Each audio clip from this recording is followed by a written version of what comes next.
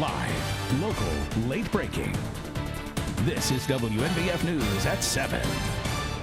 Good evening to you. Thanks for joining us tonight. I'm Eric Weisfeld. The aunt of a fallen police officer says her nephew will forever be missed. Myrtle Beach police officer Jacob Hancher was shot, later died after responding to a domestic call Saturday evening. WNBF News reporter Jennifer Roberts spoke with Hancher's aunt to learn how the family is coping with this horrible loss. Jennifer. Yes, Eric. Officer Jacob Hancher meant so much to many people here in the Myrtle Beach community. His aunt told me that love and support being shown to her nephew means a whole lot to the family as they try to get through this very painful chapter. Cheryl Kidd is the aunt of Officer Jacob Hancher. She says from childhood to adulthood, Hancher had the type of personality that would light up any room. One of her fondest memories of Hancher, she says, was last Thanksgiving, when Hancher announced he was joining the Myrtle Beach Police Department. She says his face lit up sharing the news. Right now, Kidd says the family is doing all they can to deal with his loss as they try to manage through the pain the best way they can. I think the initial shock, I don't want to say is over because it definitely is not over. I think now it's just going through some of the details. I know my brother and my sister-in-law with a lot of the details they're going through. They're being strong for that. I know my sister and I, it's just one of those things where you're going along with your day and then all of a sudden it hits you like, man, this is real. Hancher's aunt talked about how Jacob's love for being a police officer is giving the family comfort during these tough times. I'll bring you that story tonight at 11. Live in Myrtle Beach, I'm Jennifer Roberts, WNBF News. And Jennifer, we're also learning more about Hancher's desire to help others. Before becoming a police officer and volunteer firefighter, Hancher was an Eagle Scout with Troop 417 in his hometown of Waldorf, Maryland. WNBF News reporter Neil Watson had the chance to speak with Hancher's Boy Scout troop back home. Yeah, the scoutmaster of Jacob Hancher's troop back in Waldorf, Maryland, says his passion for helping others started at a young age. Scoutmaster Steve Foster says Hancher joined the Boy Scouts in 2009. He became an Eagle Scout before the age of 18, the highest rank of Boy Scouts of America. Foster says Hancher always jumped at the chance to volunteer for community service projects. He also served as a mentor to younger Scouts before aging out of the program. Foster says Hancher was the epitome of what the Boy Scouts stand for: kindness, leadership, and bravery. Jacob was an incredibly kind-hearted young man, eager to help, never a bit of trouble, very generous when it came to volunteering his time for community service projects. And Foster says Hancher also showed an interest in law enforcement during his time as a scout. Reporting in Myrtle Beach, Neil Watson, WNBF News. As Nia mentioned, Hancher's time as a scout leader piqued his interest in becoming a Myrtle Beach police officer. He officially started with the department in October of last year. In March of this year, he received a certification as a Class 1 law enforcement officer. He was also certified to give standardized field sobriety tests. This morning on Talk 94.5 with Liz Calloway, South Carolina Representative Russell Fry discussed the death of Officer Jacob Hancher. Here's what he had to say. Kind of have watched these things on a national level, and I don't think that the national politics plays into this, but you realize that our own community are vulnerable too on any call that they make on any given day. That they put their lives on the line for our community. Looking ahead, we also learned about funeral plans for Officer Hancher. This Thursday, a public viewing will be held at the Myrtle Beach Convention Center. It'll start at 4 that afternoon. It runs until 7. The next day, a public funeral service will also be held, also at the Convention Center. That'll start at 2 in the afternoon. Hancher will be laid to rest next week in his hometown of Waldorf, Maryland. Tomorrow evening, a candlelight rosary vigil will be held for Officer Hancher. It'll be at the Catholic Church of St. James in Conway at 7:30. Hancher was a parishioner at the church in Conway, and the church is asking everyone to bring their own chair, rosary, and candle. Well, still some lingering clouds here on this Tuesday evening. Been pretty gloomy out there through the afternoon. Despite the clouds, though, very little in the way of rainfall, and that continues to be the case right now. First Alert Doppler radar showing a couple of light showers just offshore. We've seen 1 or 2 sprinkles down around Pawleys Island and Georgetown. That's been it, and we'll stay that way as we head through the rest of the evening and overnight hours tonight. But we'll watch the clouds we have now replaced by some fairly dense fog as we head towards daybreak on Wednesday. That fog could be thick enough to slow you down tomorrow morning. Notice a foggy but mild 65 to start the day in the Grand Strand, 63 for Conway, 61 early tomorrow morning for Florence, but back into sunshine and temperatures up to 80 or higher heading into tomorrow afternoon. I'll have a close look at that forecast for Wednesday, and still intensifying. Very powerful Hurricane Delta, now Category 4 hurricane. The latest forecast track just a few minutes away. All right, Jamie, right now we want to get you caught up on the number of coronavirus cases in our state. The Department of Health and Environmental Control officials announcing 693 new cases today. The statewide total is now at 147,800. 62 confirmed cases were here in Horry County, 20 in Florence County, 8 in Georgetown County. And right now, the percentage of tests coming back positive is at 12.9%. All right, listen to this. One Myrtle Beach man doing his part to support the ER team at Tidelands Waccamaw Community Hospital.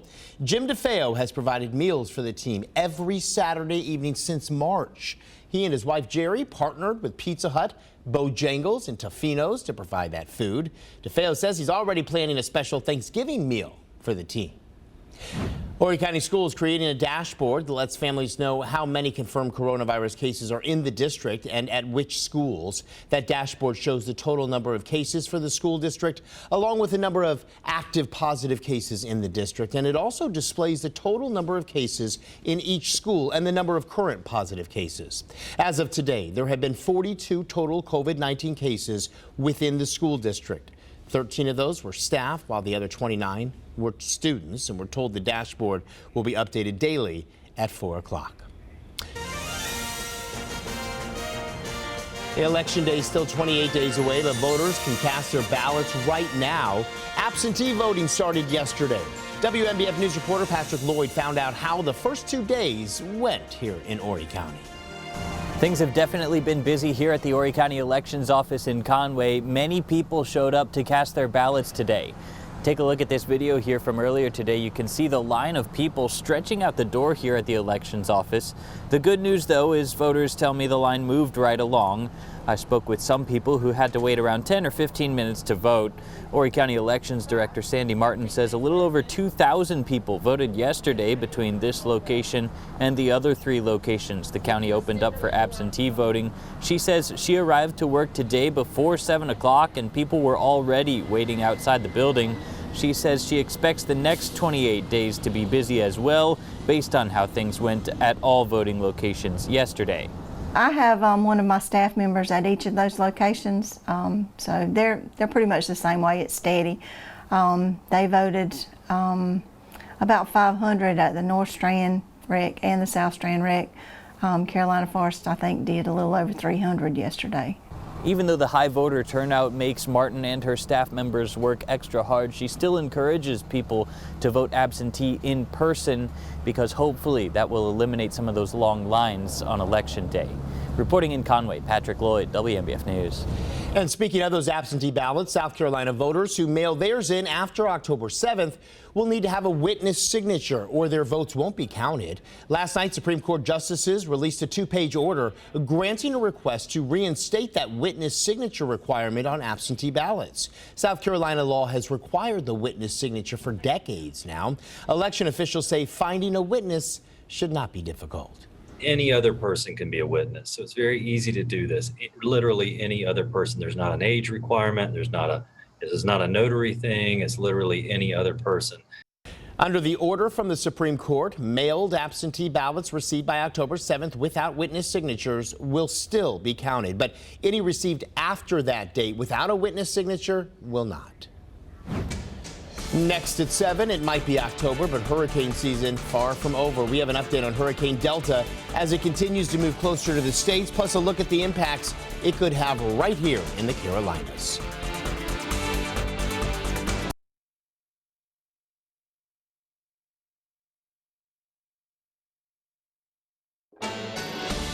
Now, the certified most accurate forecast from First Alert Chief Meteorologist Jamie Arnold. Well, checking in once again here on First Alert Doppler radar, a lot of clouds, especially near the beaches, but most of the showers continue to remain offshore. A couple of sprinkles earlier this afternoon across Georgetown County. Otherwise, that's it. And we'll continue to watch that rain pull away from our area along with the clouds as we head through the next couple of hours. However, we're also going to see some fog developing as the clouds clear out. The fog begins to kind of fill in the gaps. Notice here at 7 a.m. tomorrow morning, we are going to have to deal with some locally thick fog to start off your day. However, once past about 8, 9 o'clock tomorrow morning, we'll see that fog giving way to a lot of sunshine.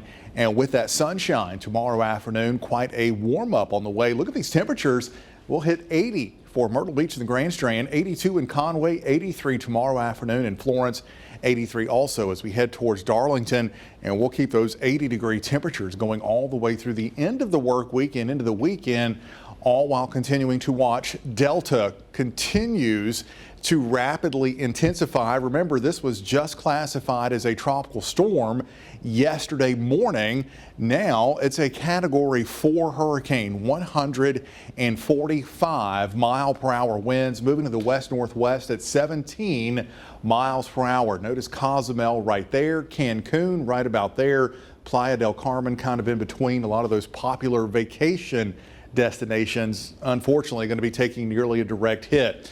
2 a.m. Wednesday, 155 mile per hour winds coming very close to Cozumel and Cancun, weakening a little bit over land, then back into the southern Gulf of Mexico as we head towards Wednesday afternoon into Thursday. From there, it turns its way off to the north and continues to threaten primarily the Louisiana coastline between Lake Charles and New Orleans, likely the greatest risk of a direct impact by Friday evening into Friday night. Then heading into the deep south and weakening, but still producing a lot of rain. However, notice that kind of arc of heavy rain stays north and west of our area, giving us just some scattered showers for the weekend. So your Myrtle Beach 7-day forecast showing that 80-degree warmth tomorrow, Thursday into Friday, near 80, but quite muggy this weekend with just a few passing showers. And for Florence into the PD, you'll also see those temperatures climbing into the low 80s through the end of the week. Upper 70s to near 80 for the weekend, but much more humid, some more clouds around, and those 20 to 30% chances of a couple of showers. And Jamie, as you mentioned, Hurricane Delta is not expected to make landfall for several more days, but the state of Louisiana is already preparing for the worst. Today, Governor John Bel Edwards issued a state of emergency for Louisiana to help free up resources. The governor says the state should be prepared for potentially life-threatening impacts. A number of parishes in the state have also declared emergencies. Currently, that site is being prepped for this operation. Terrebonne is working 24 hours a day to lift a levee reach between Pointe-aux-Chenes and Montague. Their goal is to reach a minimum elevation of 11 feet. Hurricane Delta is coming at a time when more than 6,600 Hurricane Laura evacuees are still in hotels. The Gulf Coast, especially Louisiana, has been in the cone of uncertainty a handful of times this hurricane season. And with another storm approaching, many people are saying enough is enough. Doctors say the anxiety caused by storms can take a big toll on people's mental health, especially while people are still struggling from the pandemic. The uncertainty just continues. And that's very, very difficult on people. And now, in addition to that, this is the fourth major hurricane in the Gulf headed our way. That kind of fear and anxiety leads to mental health symptoms, can lead to depression, certainly post-traumatic stress symptoms. And doctors advise everyone to remember to take a breath, make preparations, and reach out if the stress is too much. And even though the peak of hurricane season is over, the official season doesn't end until the end of November. To stay prepared for anything that happens until then, check out the Hurricane Center page on WNBFnews.com. We have information on what you can do before, during, and after a storm. We also have a list of important contacts like the American Red Cross, Department of Insurance, and more. The St. Louis couple who allegedly aimed guns toward protesters in June arrive in court today, only to find out their hearing is being postponed.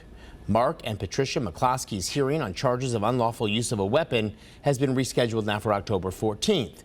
Those charges stem from a June 28th incident outside of their house where they allegedly confronted protesters with a rifle and handgun. If convicted, each could face up to 4 years in prison and a $10,000 fine. Officials in Texas are investigating an officer-involved killing of a man in Hunt County. 31-year-old Jonathan Price was shot and killed last Saturday. A family attorney says it happened while Price was trying to help a woman involved in a domestic dispute. As Nicole Jacobs reports, many people consider him a hometown hero. It just breaks my heart that the tragedy that, happened here, and to a wonderful person that was just trying to, help somebody else out. It should have never happened. He always had a great smile. He was always happy. Yes. Always happy, and then I go on the track every now and then. I used to see him. He'd be training somebody, because he was a fitness coach as well. 31-year-old Price was a personal trainer who owned a business called Repetitive Reps. He was well known and well loved in the Wolf City community and beyond. Professional baseball player Will Middlebrooks, who grew up with Price here in Wolf City, posted a message on social media reading in part, "The face of my first ever favorite teammate. The face of a good man, but unfortunately, it was the face of a man whose life was taken away from him last night with his hands in the air."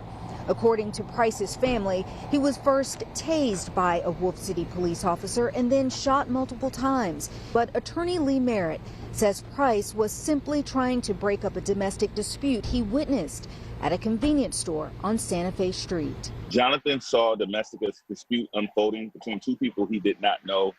He intervened, and the male became aggressive towards him. I understand that they may have had some sort of verbal or physical confrontation. When law enforcement arrived, this officer directed force towards Jonathan as opposed to the original perpetrator.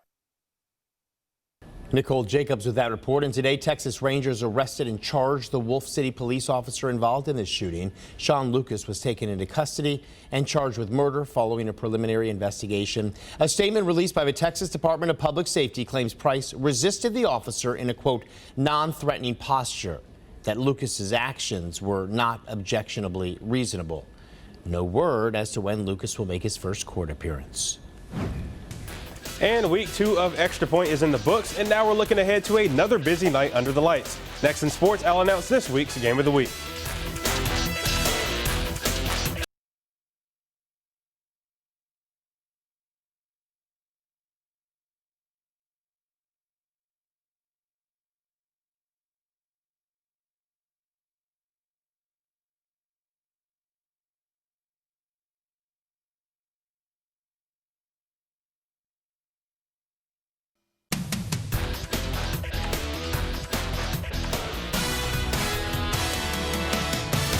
Welcome back, and thanks for staying with us for sports tonight. A great challenge awaits the Tigers in the Valley. On Saturday, top-ranked Clemson takes on 7th-ranked Miami in a critical ACC matchup. The Tigers have more than weathered the Hurricanes in its previous 2 showdowns. Clemson won the previous 2 games by a combined score of 96-3. This upcoming night duel figures to play out differently against a much-improved Miami squad. Tiger senior linebacker James Skalski notices Miami's tremendous athletes on offense, with the biggest threat of all being senior QB De'Aaron King. Defensive coordinator Brent Venables calls King difficult to defend and compares him to reigning NFL MVP Lamar Jackson. Poise, accuracy, big arm, electric running the ball. Those are probably the similarities. Very instinctual players, quick release. Don't get rattled. He's like a running back when he decides to run it. I'm very excited for this challenge, and I think the whole team is too. Just Miami's a great team, and it'll be a fun one on Saturday. And shifting to the NFL, as the Panthers have bounced back after a slow start out of the gate. Carolina is now winners of 2 straight after Sunday's win over the Cardinals. In the win, the Panthers picked apart the Arizona defense. Quarterback Teddy Bridgewater threw for 276 yards, 2 scores, and added another one on the ground. Monday, he was asked if that touchdown run checked off the final box, proving to himself that he's back from his 2016 knee injury. Bridgewater says he's way past any checklist. I've been checked all the mental boxes. The touchdown was just me out there playing football. I've been checking boxes since I was able to walk again. So I knew once I was able to walk, I used to play some basketball. I knew that, I could still move around and play this game. And finally, we wrap up on the high school gridiron as it is time to announce our extra point game of the week for week 3. And this week we head over to the Shaw as Myrtle Beach welcomes in West Florence in a critical matchup in Region 6 of Class 4A. Both teams are off to 2-0 starts. Friday's matchup is sure to be a classic as the winner will be in the driver's seat to win the region crown. We'll hear from both the Knights and Seahawks starting tomorrow. And also one final note at the high school level as the weekly state media poll was released this afternoon. And you can find all of the rankings for classes 1 through 5A on our website, WNBFnews.com. And that's a wrap for sports. Jamie, I'm going to send it over to you. All right, Gabe, cloudy skies, temperature sitting at 72 here on this Tuesday evening. We got plenty of 80s in the forecast, but also a lot more humidity. I'll have the latest on that, as well as Hurricane Delta coming up on WNBF News at 7:30. Live, local, late breaking. This is WNBF News at 7:30. WNBF News continues at 7:30. Thanks for sticking with us. I'm Eric Weisfeld. The statewide nonprofit started raising money for the family of fallen Myrtle Beach police officer Jacob Hancher immediately after the news of his death came out. That fundraiser for the Hancher family has already reached its goal several times over and is now headed toward its goal of $50,000. WNBF News reporter Zach Wilcox spoke with the Serve and Connect CEO about the difference the nonprofit tries to make for the families of fallen officers. Serve and Connect organizes fundraisers for every fallen officer in the state of South Carolina, and for the police widow who's in charge, every death, including Jacob Hancher's, brings her back to that awful moment in her life, yet she wouldn't have it any other way. He always felt called to serve, and he came back to go into law enforcement, and that's when we met.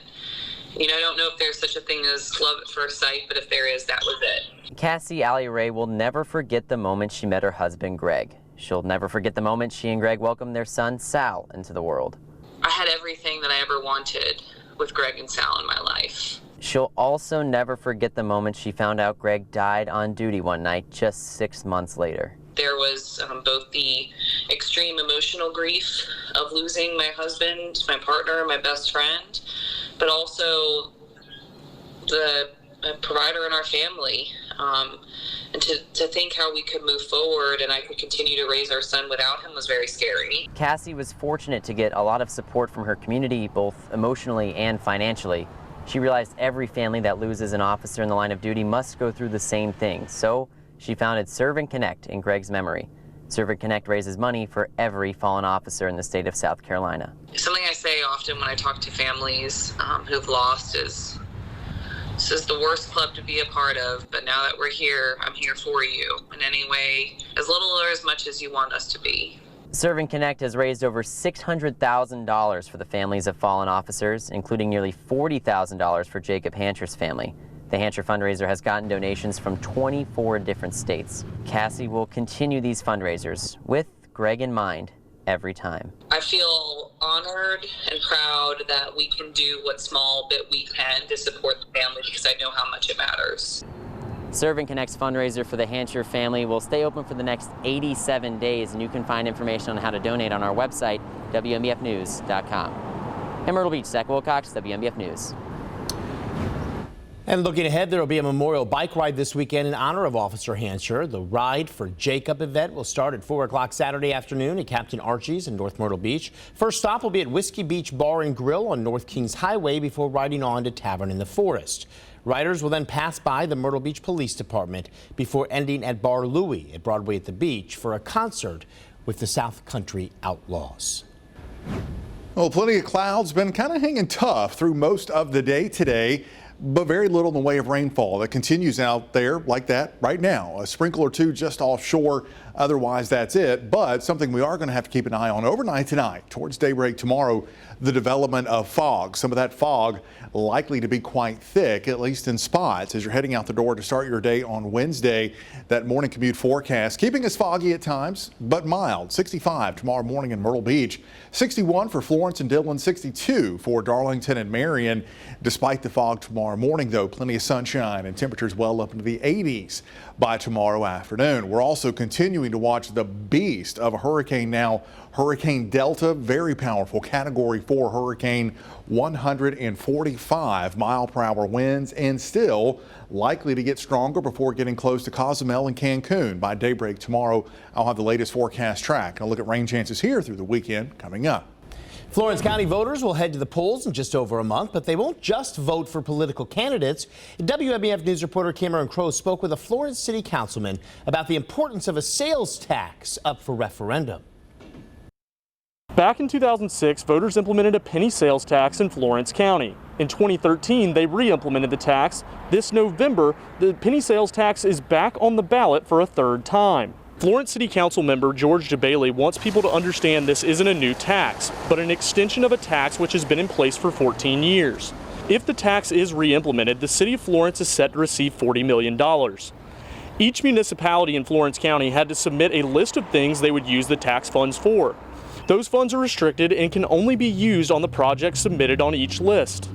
DeBailey says the city of Florence will use their funds for road improvement, and without the tax, they wouldn't have another way to pay for the projects. People say, well, if we don't get the money from here, then we can get it from, and my answer is from where?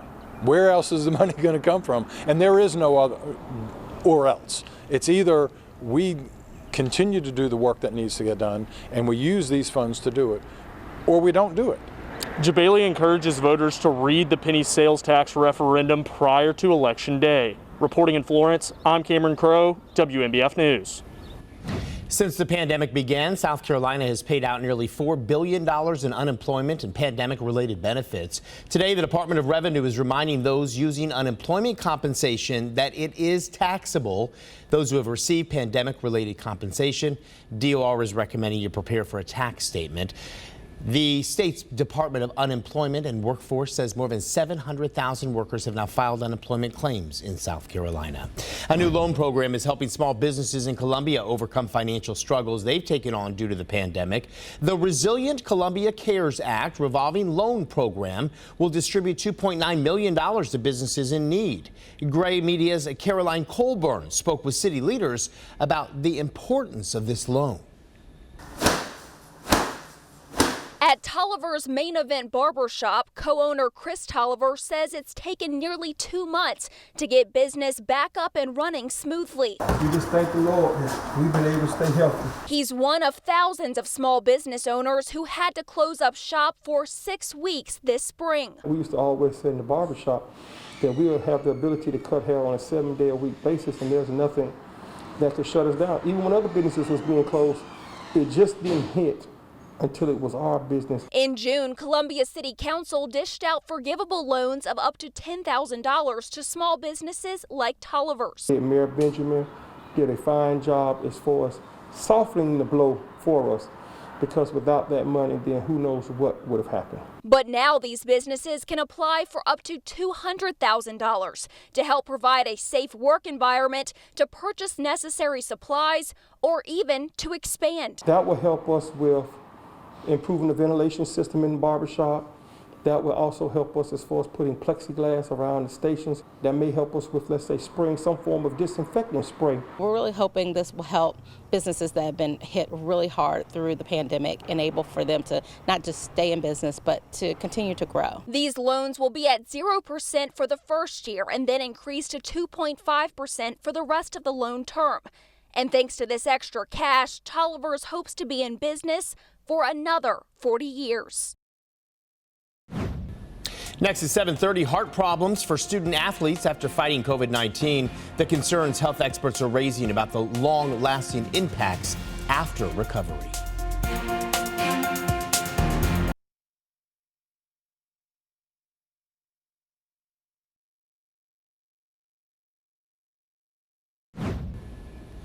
As you probably know, high school football is back despite the coronavirus pandemic, and with it, new concerns for student athletes who have recovered from the virus. As Gray Media's Caitlin Stanzel tells us, some doctors are now worried about the lasting effects of the illness on their hearts and what it could mean for them when they return to play. The Friday night lights are back on at football fields across the Lowcountry. But some doctors are warning student athletes who have recovered from COVID-19 may need their hearts checked before they can get back in the game.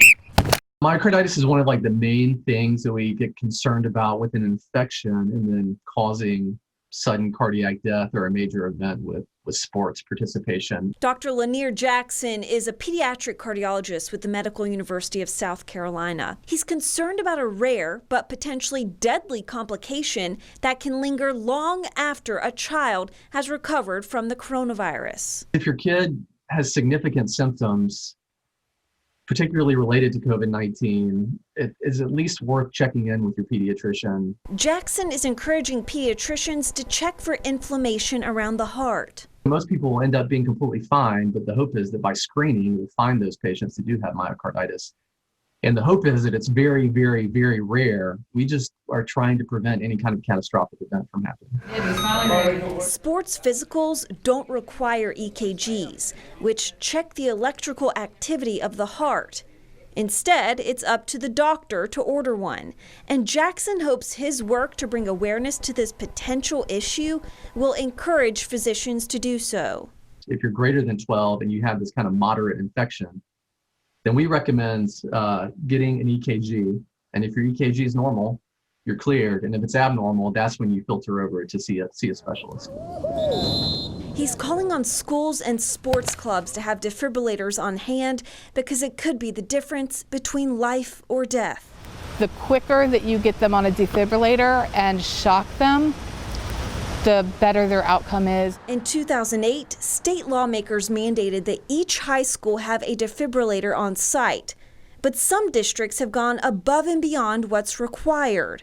All Charleston County schools have an AED, and in Dorchester School District 2, each high school has up to 4 defibrillators, and all middle schools have at least 1.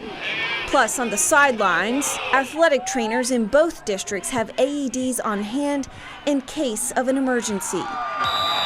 We are not letting our guard down and staying on the lookout for those type things still. And it gives pictures. Several staff members in those schools are trained to use the life-saving devices. But in 2016, lawmakers passed a bill which also requires all high school students in the state to be taught how to do CPR and use an AED. I think having an action plan and knowing what to do whenever an athlete collapses on the field is very important and can be life-saving. Most kids recover from COVID without any dangerous or long-term effects, but he encourages student athletes to take the illness seriously and tell their parents or coaches if they aren't feeling normal when they return to play. Next at 7:30, we're going to share another life-saving tip as Fire Prevention Week continues. What home appliance officials say you need to clean out every year to prevent house fires.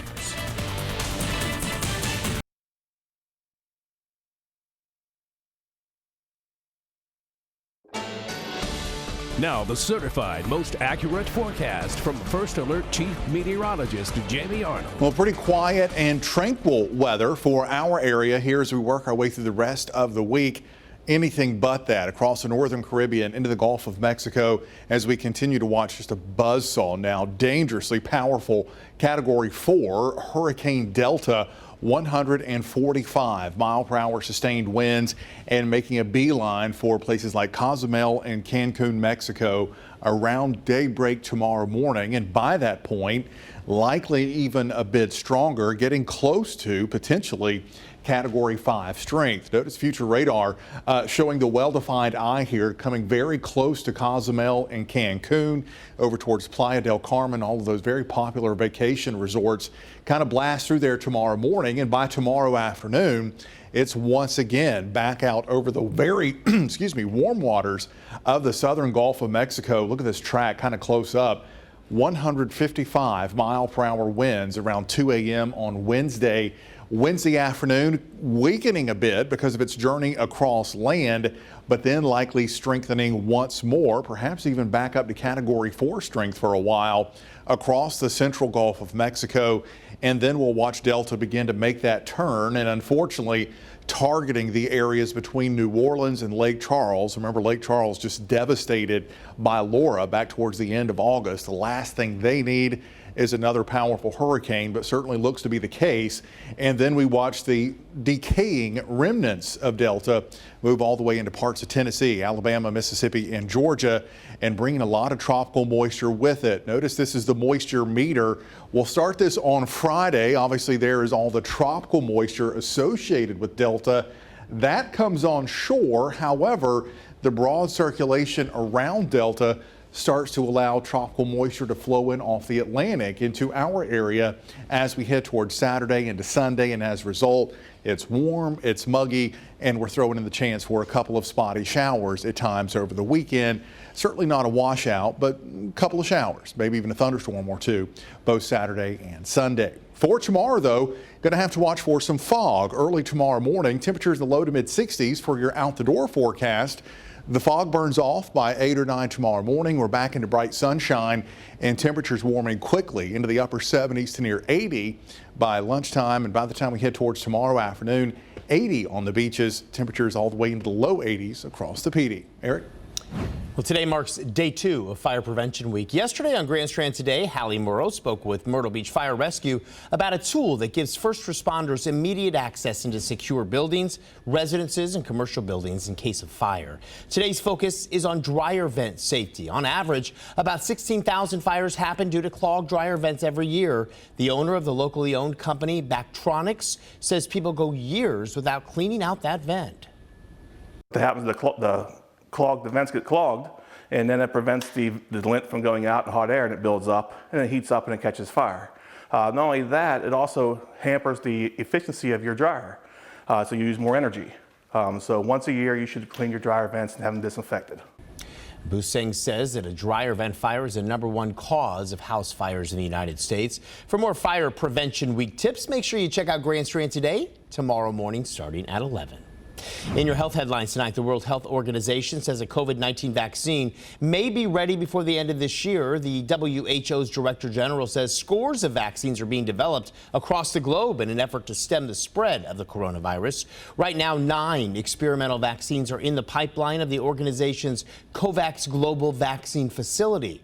Its goal is to distribute 2 billion vaccine doses by the end of 2021. New research from Massachusetts General Hospital shows the spread of COVID-19 appears to rebound quickly after physical distancing rules are relaxed. Scientists looked at data from all 50 states as well as Washington, D.C., and they found a gradual but steady decline in transmission rates when physical distancing rules were in place. But just 8 weeks after the restrictions were eased or lifted, only 9 of the jurisdictions still had low rates of spreading.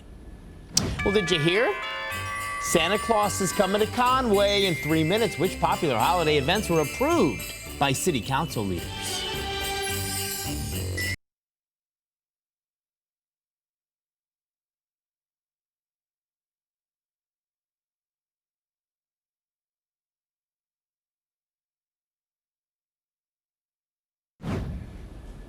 Well, here's some good news for you. City leaders approved permits for 2 popular holiday events, the Conway Christmas Parade and the Rivertown Christmas Celebration. The parade's set for December 12th at 10 in the morning.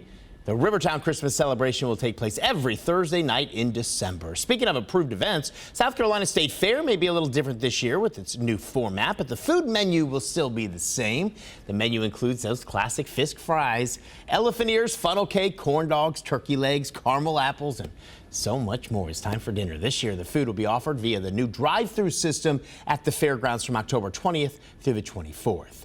More in your consumer news, the Internal Revenue Service is extending the deadline to register for economic impact payments to November 21st. That's the $1,200 stimulus check approved by the government back in the spring. The reason for the extension is because the agency isn't sure how many eligible people haven't received their payments. The IRS created a special portal on its website for people to register to receive their shares of the economic impact payment. All right, let's take a dive into your 7-day forecast here, starting off with the day tomorrow. After some fog in the morning, lots of bright sunshine for tomorrow afternoon. Temperatures up to 80. And notice we keep those temperatures very warm. 81 Thursday, 80 on Friday. maybe a shower late in the day Friday, and a couple of showers, maybe even a thunderstorm as we head towards the weekend, as we start to see that humidity get quite high, quite muggy both Saturday and Sunday with those temperatures near 80. Florence into the PD, you're well up into the 80s the next 3 days, near 80 through the weekend, but also here we're going to see things turning quite humid and quite muggy, and a couple of passing showers and storms as we head through the weekend. All of that, kind of the leftover moisture from Delta headed our way by Saturday and Sunday. Eric? All right, Jamie, tonight at 11, a look at the COVID safety measures for the vice presidential debate, plus a look at voting here in South Carolina. We'll see you tonight at 11.